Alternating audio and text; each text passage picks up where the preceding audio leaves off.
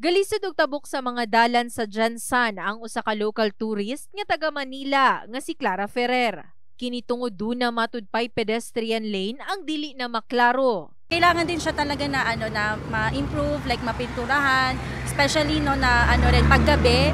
So hindi nakikita like saan ba tatawid, especially mga nagko-commute lang. Ang residente sab nga si Penny Salangsang, baguhay lang matud pa hapit maligsan sa mismong pedestrian lane. So the moment na walang naka-paint dyan na pedestrian lane, mas lalo nila hindi maintindihan kung ano ang purpose. Sa gikaingong mga komento, gipaklaro sa labaw sa Public Safety Office, Attorney Mariano Gonzales, nga dunay kalahian ang pedestrian lane. Kung adunay traffic light, duha lang ka linya nga pataas ang makita dinhi. Apan sa pedestrian lane nga walay traffic light, ginatawag kini nga zebra crossing. Kay mao nang makita ninyo, wala siya gi-repaint kay hantog mawala na lang na siya kay pag signalize diretso lang na linya both sides, no.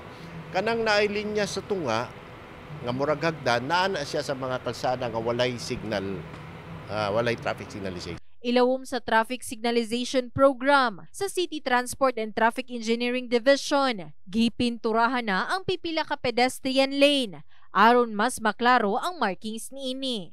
Una, ang pavement markings. Ikaduwa, ang maintenance sa traffic signalization.